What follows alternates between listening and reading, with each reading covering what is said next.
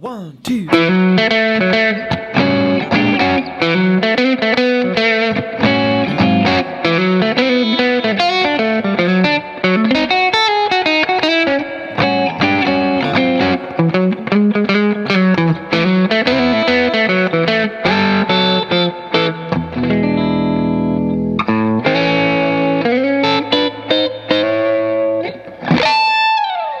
Hey everybody, welcome back to Swiftlessons for another blues guitar tutorial.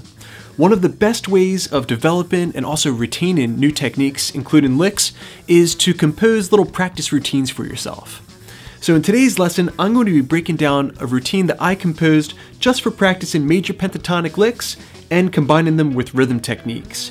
You can follow along using my tablature at patreon.com/swiftlessons, support the channel there, and gain access to a ton of extra resources for all my popular YouTube guitar lessons. Now, let's get started. Okay, a close look at the fretboard, getting started breaking down this practice routine in the key of A. Now, the majority of our licks are going to be coming from the A major pentatonic scale in G position. So if I play my A chord as a G shape, surrounding this chord position, we have the A major pentatonic scale. Frets 5, 2, 4, 2, 4, 2, 4, 2, 5, 2, and 5. Now to bluesify this, we're also going to be adding in the element of the minor third. So in that key, it's going to be a C note. If you add these C notes to that scale pattern, we have something that's very bluesy.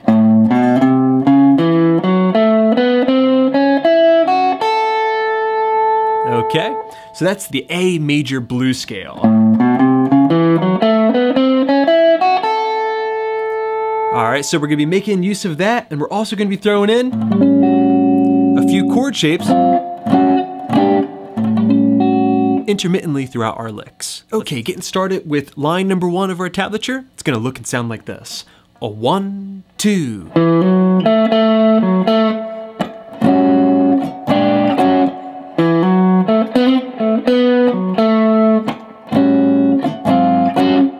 Okay, so that began hammering from 2 up to 4 on the D string, 2, 2 on the G, back to 4, and then an A note.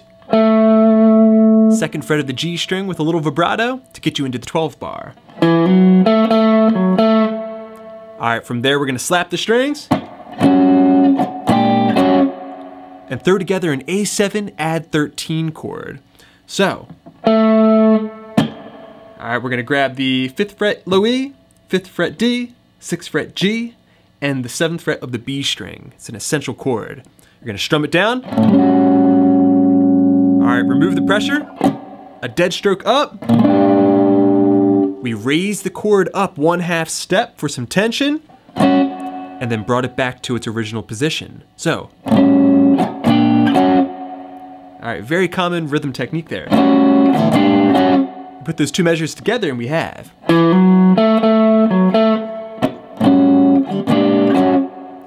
All right, that'll get us to the next lick. It's gonna look and sound like this.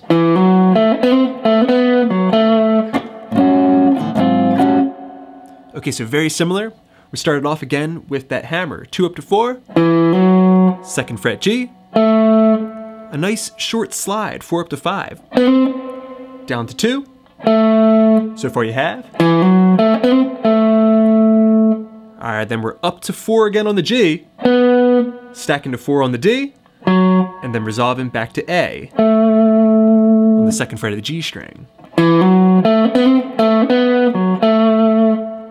All right, back to rhythm technique, same thing as before, except this time we're gonna go down a 1/2 step with the chord shape. So.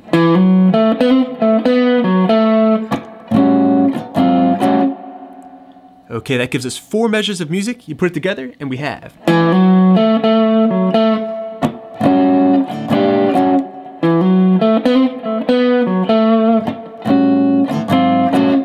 Okay, great. That'll get us to line number 2 of our tab. Here we're gonna be implying the chords A7, the 1 chord. All right, that part of the progression where we go to the 4 chord, D7 or D9.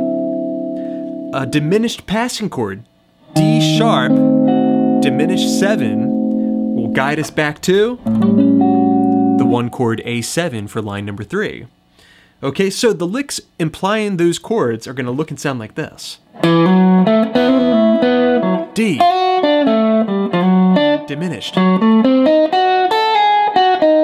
A. Okay, so this first lick is really going to demonstrate how adding a little bit of open string harmony can really thicken up your licks. So it's going to look and sound like this, real slow. Alright, so 2 to 4 hammer on the D string, 2nd fret of the G, and then 4th fret of the G string with the open high E string, sliding up to 5 and back again. Alright, then we're down to 2, before stacking 4 and 4.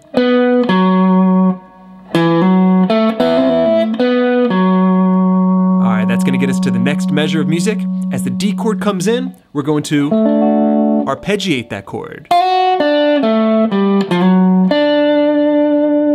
Okay, so that was sliding up 2, 3, 2, 5 on the D, and then 3 to 4 sliding back to the 3rd fret of the B string.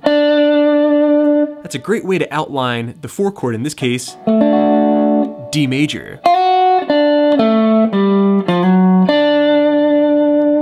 You put those 2 measures together and we have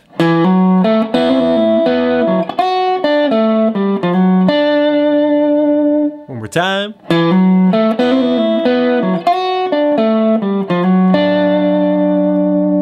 Alright, next we need to arpeggiate the diminished passing chord if we want to get ourselves back to the 1.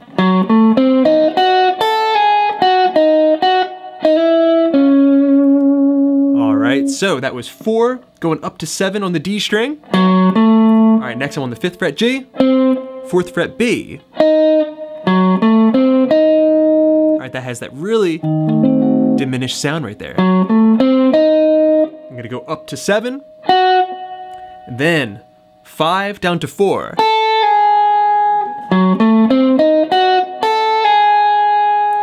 Alright, then I'm on the 7th fret B, down to 4, back up to 7, and then we're gonna slide up in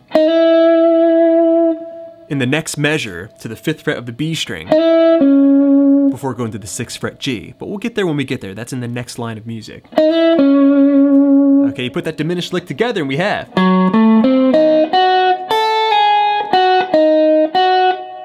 Alright, now all of line number 2 should sound like this. D, diminished.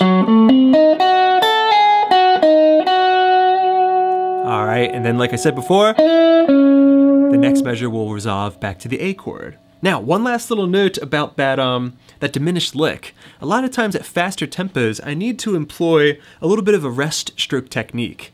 So I'll play down, up, and then down, down, just letting the pick kind of fall between the strings. Upstroke, pull off, and then just alternating to finish it up. Okay, so you put that together, and you can really get some speed.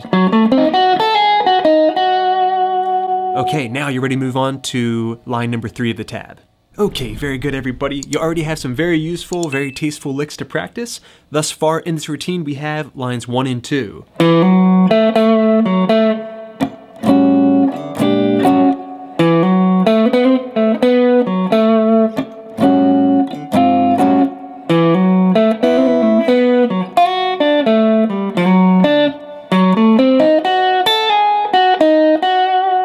Okay, that'll get us to line number 3, which is going to sound like this.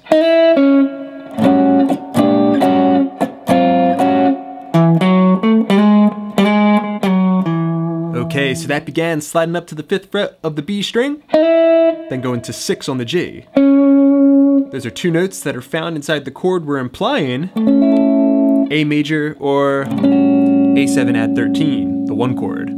Okay, so we're coming out of that diminished, arpeggiating that, and then resolving. right, from there we're back to rhythm. All right, just taking that A7 chord, bringing it up, back to the original position, down a half step, and then back again. Okay, in the right hand technique, we're playing down, up, live, up dead, downstroke, upstroke, both live. Put that together and we have. Okay, that'll definitely take a little bit of practice. Okay, so far in this line number 3.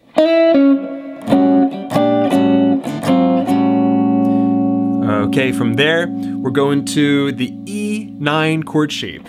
All right, to highlight this chord, we're gonna play. Okay, so I played 7, 4 on the D string, up to 7, and then we're sliding on the 6th fret of the D string. All right, so 1 and 2 and before sliding down 5 to 4 on the same string. All right, you could just play the 4th fret, but if you want to make it a little bit more stylistic, it's always nice to do a down slide. All right, and then resolve to the root note of that chord, E. All right, 7th fret of the A string. Okay, you put that entire line number 3 together, and it should sound like this. All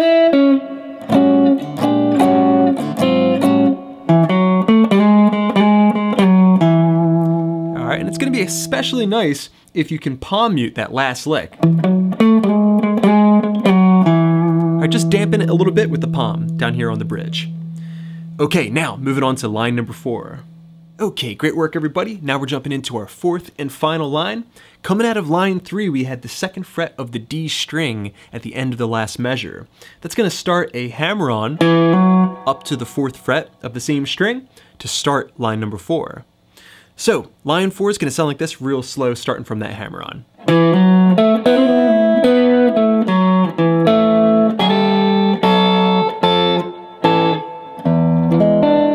All right, and from there, we return back to the beginning of the progression. Okay, so this first lick is going to be played over top of a D9, and it's gonna transition us back to the 1 chord, A7, where we're going to be implying that chord with a turnaround. Okay, so the first lick's gonna sound like this real slow.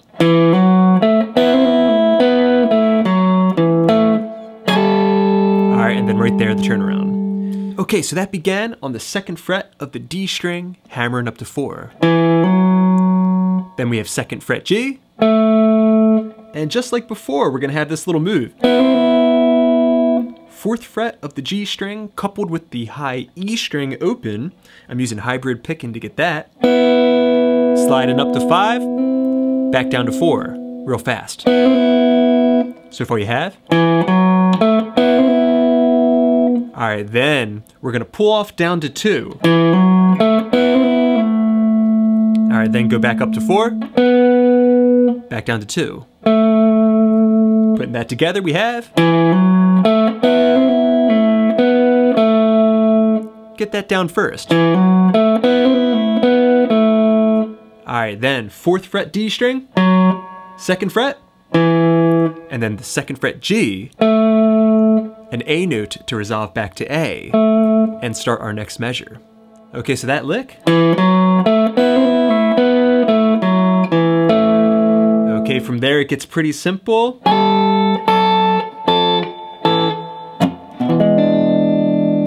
All right, getting ourselves to an E7 chord shape in the open position. All right, so this turnaround, we're going 5 and 5, D string and high E. All right, sometimes I like to slide up into those notes. Then I'm gonna have 4 and 5, 3 and 5, and then 2 and 5. Notice how I changed my fingers up there. Okay, certainly for the last pair of notes. All right, from there, you can either hit the low E string open, or slap the strings, and then strum an E7 chord shape, okay, which we already know. Okay, so you put all that together and we have line number 4.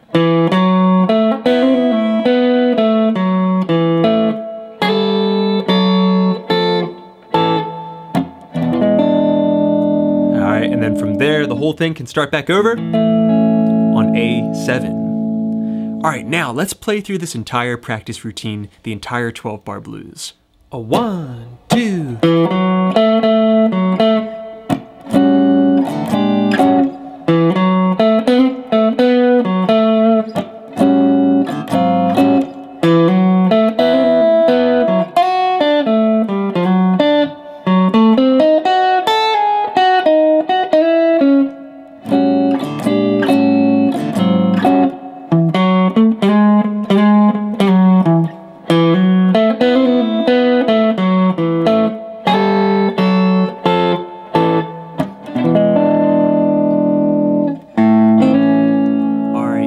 Everybody, enjoy your practice. Alright friends, thanks so much for checking out this blues guitar tutorial. I hope you enjoyed it. Let me know what you think in the comment section down below. As always, big thanks to my supporters at patreon.com/swiftlessons. Hope you're enjoying all those extra resources. And thanks to you guys, I got many more lessons coming up, so keep checking in. Please subscribe, please share. This is Rob at Swift Guitar Lessons in Philadelphia, saying happy picking.